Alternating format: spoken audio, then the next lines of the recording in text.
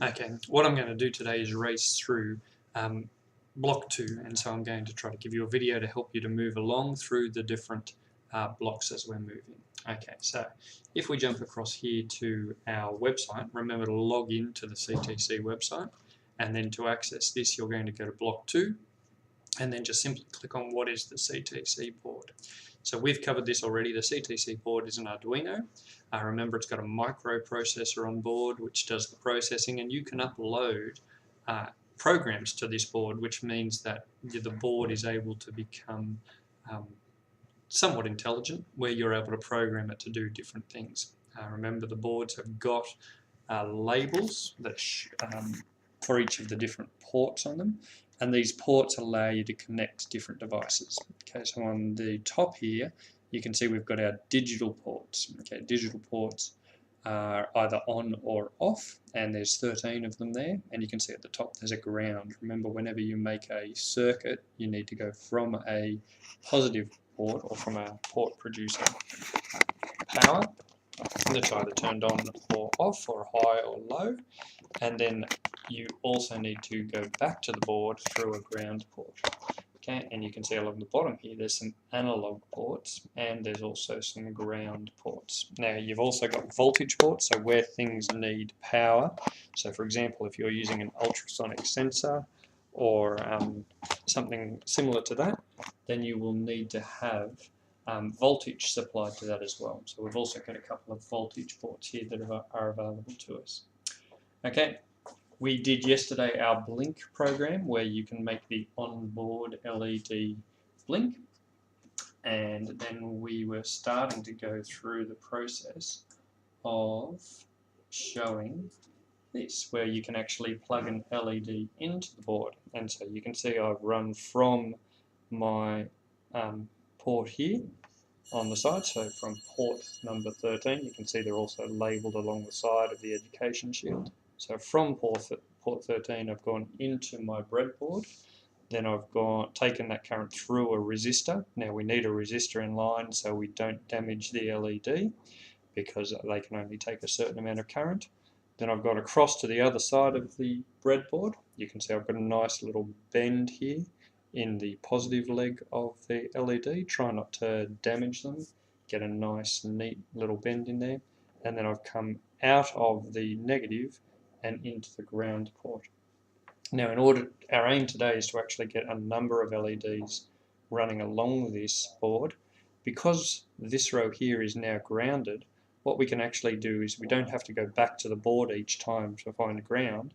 We can just use the other holes in the breadboard there, because that whole row of LEDs is also grounded.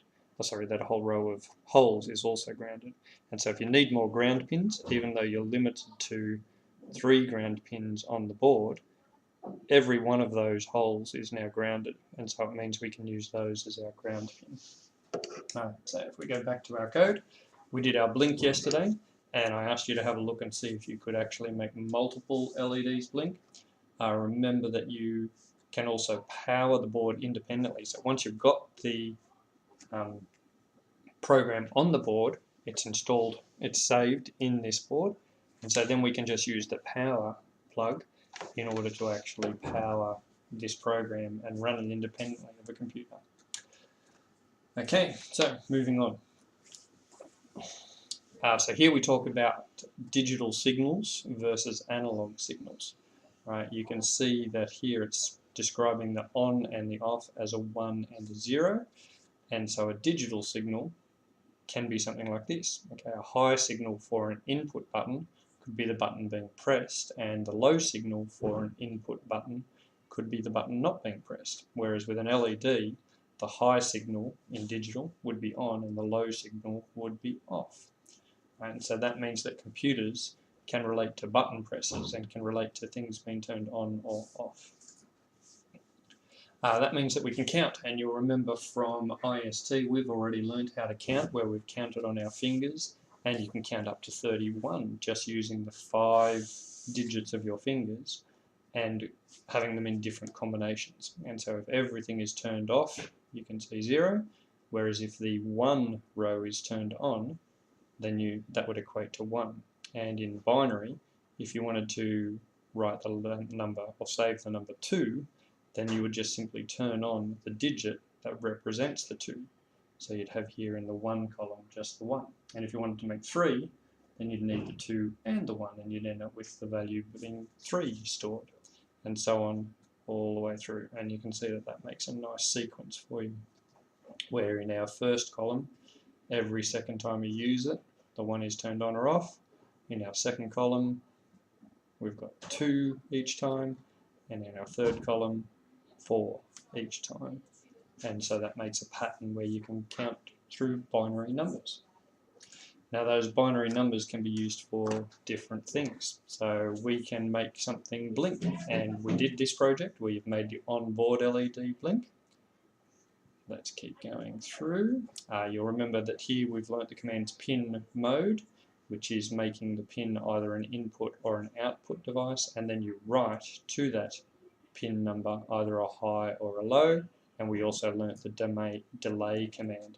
And so in our program here, we've got our pin mode, we've set 13 to output, we've made pin 13 high, turned it on, then we've delayed for 1 second, and then we've set it to low, and so on. Okay, so let's keep going. There's our LED theory, so you can see you've got your negative, which is your short leg, and your positive, which is your long leg. Okay, the negative is called a cathode, and the positive is called a anode. You can see it's also got other ways to actually check with an LED. So if the legs are bent and you can't tell which one's long or short, there's a flat edge on the LED, and that corresponds to the cathode, to the negative. If you can see inside the LED, you can also see the shape or the circuit that makes up the LED, and the anode is generally just a single pole running up, whereas the cathode has a bit more complex circuitry involved. You can see it's a bit wider and so on. So you can have a look inside the LED, look for the flat edge, or look for the short leg to find the negative. You can see here there's something about, or there's some information that you can follow up about resistors. LEDs will burn out if you put too much current through them, and so a resistor that's put in serial, so that means in the circuit with it, will stop too much current flowing through your LED, which means it won't burn out. So for our project today, if you haven't done it yet, you need 2 sets of wires, you need an LED, and you need a 220 ohm resistor, and you will then wire it up in this sort of fashion, where the ground will go into the negative, and then from the positive side you'll go through a resistor. You can see the resistor here is in 2 different rows, and then from the resistor you can head out to, this time, to pin number 5. And so if we look at the code, you'll actually see this time they're going to use pin number 5 as the output. So we scroll down, there's pin 5 as our output, and this time we're turning pin 5 to high, delaying, and turning pin 5 to low. And the reason for using pin 5 is because the next project is where we're actually going to run on to multiple LEDs. And so we're going to set up a variable here. Instead of actually writing pin number 5, we're going to see that the LED pin is number 5, and then we're going to use the variable in setting our pin mode. And down here in our write, we're going to write using the variable on and off. And if we keep going on to our next section, you can see what we want to do is start to set up a VU meter. And so what this VU meter is going to do is it's going to have multiple pins. You can see that we've got them in 7, 5, 4, 3 and 2. And what we're going to do is turn these LEDs on, because this is often how sound meters are made or light meters are made, because all you're doing is you're measuring the sound and then turning on a pattern of LEDs in order to show that or to represent that graphically. So as the sound volume goes up, then the LEDs, more LEDs will turn on, and as the sound volume goes down, we can turn them down. And so this is a simple meter where you can actually turn different combinations of LEDs on. And if you click this little link here in our website, this will take you and give you more information about the VU meter and give you a demonstration. And so they've actually got some sample code that will run through and show. Let's jump through.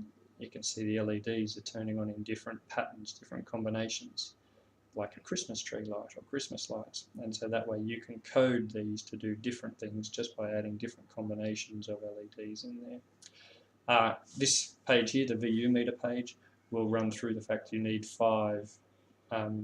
you actually need 10 cables, 5 dark and 5 light. We normally use the dark cables for the ground and light coloured cables for the signal.